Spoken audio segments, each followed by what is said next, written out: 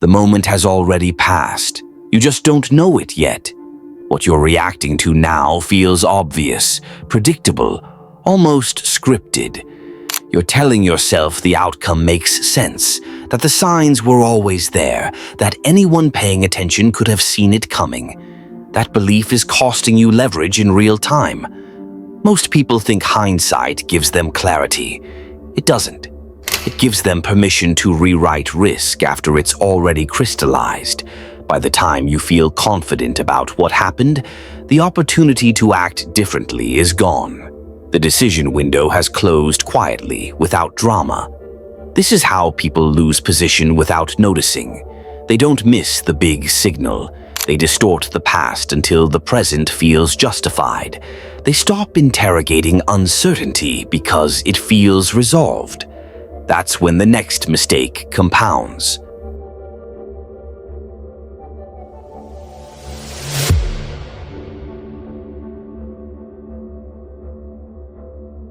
Hindsight bias doesn't announce itself as arrogance. It shows up as calm certainty, as a sense that the world is understandable again. That's the trap.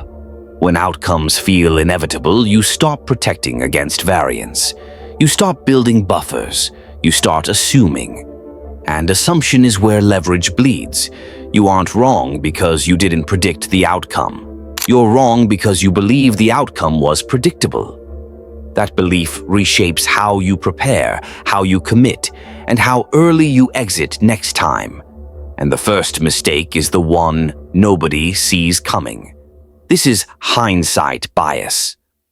Not as a cognitive quirk, as a leveraged distortion that convinces you the past was clearer than it ever was. So you misjudge risk, overcommit earlier, and surrender optionality before the environment reveals itself.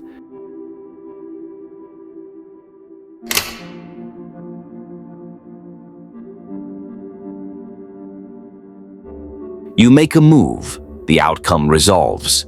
Only then do you construct a clean narrative explaining why it had to happen. That narrative feels rational, but it's reverse-engineered. You're not learning, you're justifying. This shows up in careers after promotions or layoffs, in markets after crashes, in negotiations after a deal closes. The story becomes tight, causal, and misleading. Who benefits?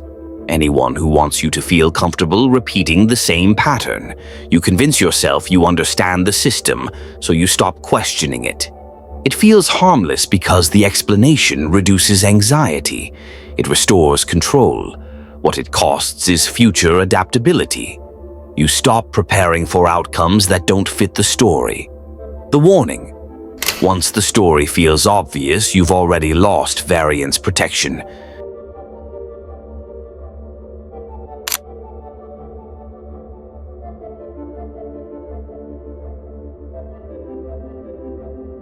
When things work out, you credit your judgment. When they don't, you call it bad luck. Both reactions flatten reality. Good outcomes can come from weak positioning. Bad outcomes can come from disciplined restraint.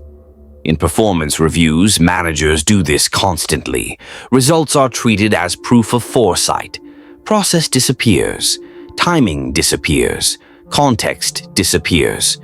Who benefits? Those already in power. Outcomes justify authority retroactively. It feels fair. Results are visible.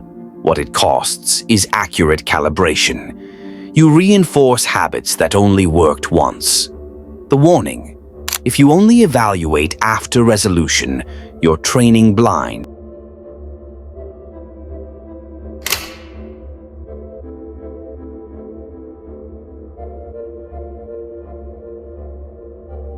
After the fact, signals look obvious. Before the fact, they were noisy, conflicting, incomplete. Hindsight bias erases that uncertainty and convinces you next time will be clearer. So you commit earlier, speak sooner, lock in faster. You believe recognition equals foresight. Who benefits? Counterparties who wait. Operators who delay while you rush. It feels efficient, decisive. What it costs is optionality. You narrow your exits before the environment settles. The warning: speed feels smart only after uncertainty is gone.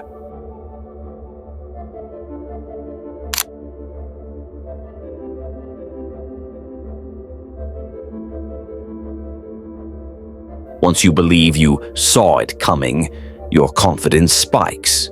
Not because your information improved, but because the ambiguity disappeared. You confuse relief with insight. This shows up in leadership decisions, investing, and relationships. You start acting as if patterns are stable because the last outcome resolved cleanly. Who benefits? Anyone positioning asymmetrically against your assumptions. It feels empowering. What it costs is humility toward randomness. You stop hedging against surprise. The warning: confidence born after resolution is the most dangerous kind.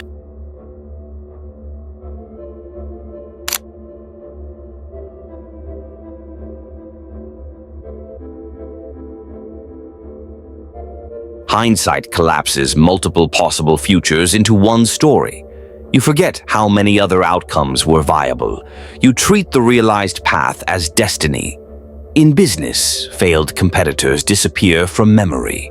In relationships, breakups get reframed as inevitable. In politics, outcomes become clear trends. Who benefits? Narratives that reward winners and punish caution. It feels clarifying. What it costs is strategic imagination. You stop seeing forks before they close. The warning: when alternatives vanish from memory, repetition becomes likely.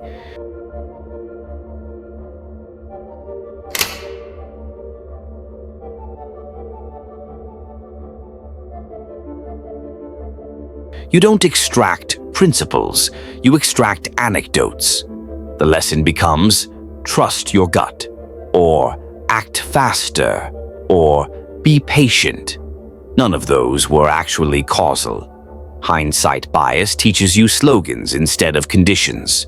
You carry them forward into mismatched environments. Who benefits? Environments that exploit rigidity. It feels like growth. What it costs is precision. You apply yesterday's story to today's terrain. The warning: if the lesson fits every situation, it fits none.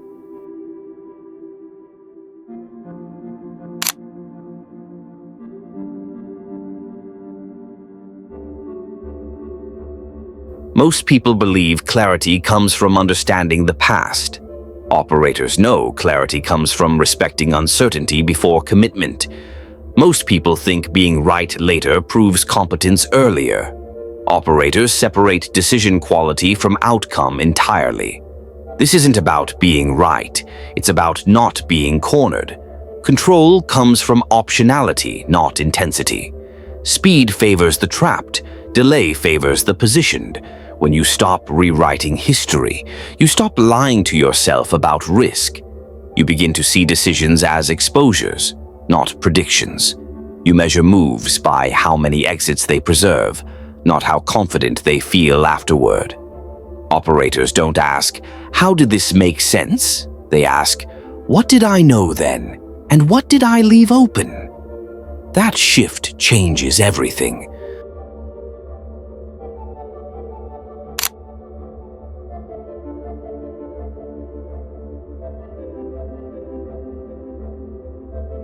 Most people explain outcomes after the fact. They justify promotions, demotions, and performance reviews as logical conclusions. This weakens them because it trains managers to reward results over positioning. Instead, document assumptions before decisions. Speak in ranges, not certainties. When asked for predictions, frame scenarios, not outcomes. Silence dominates when clarity is demanded prematurely. Delay your conclusions. Let uncertainty remain visible. Most people evaluate deals by how they turned out. They forget timing, alternatives, and luck. This shifts leverage away from them in negotiations. Counterparties learn you'll overcommit once you feel confident. Instead, preserve optionality. Avoid explaining success. Don't narrate losses. Focus on exit flexibility. Timing matters more than accuracy.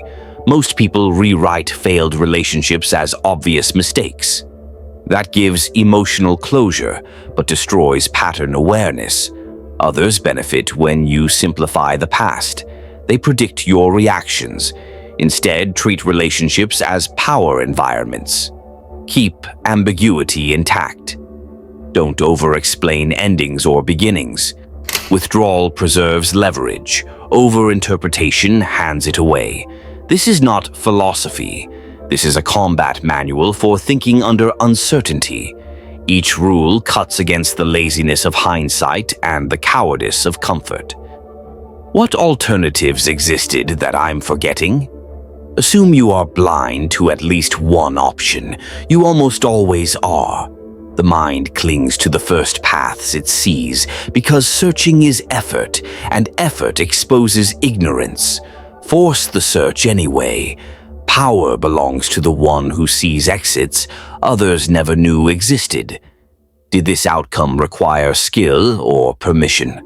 Do not confuse approval with ability. Many victories are bureaucratic accidents, not demonstrations of mastery.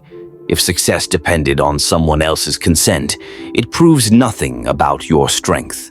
Only outcomes achieved without permission reveal true capability. Never learn from results alone. Results lie, wins seduce, losses humiliate. Both distort judgment. Analyze the process with cruelty. Ask what would have happened if luck had turned its back. Mastery is built on dissecting decisions, not celebrating outcomes. Document uncertainty before commitment. Write down what you don't know before you act.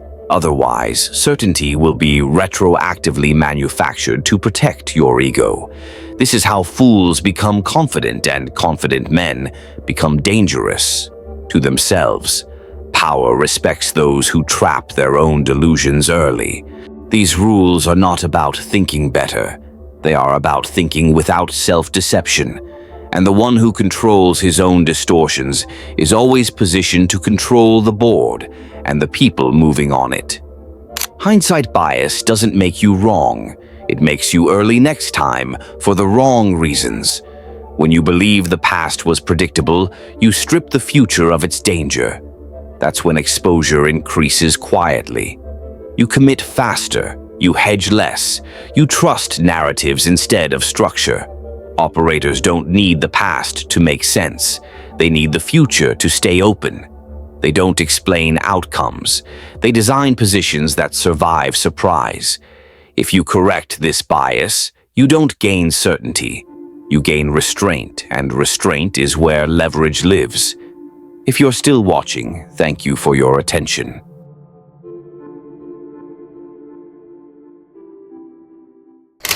Thanks for spending time with us. If this sparked a new way of thinking, hit like and subscribe to keep the ideas flowing. And don't forget, check the description for the links to the original books and resources we used today. We'll see you in the next one.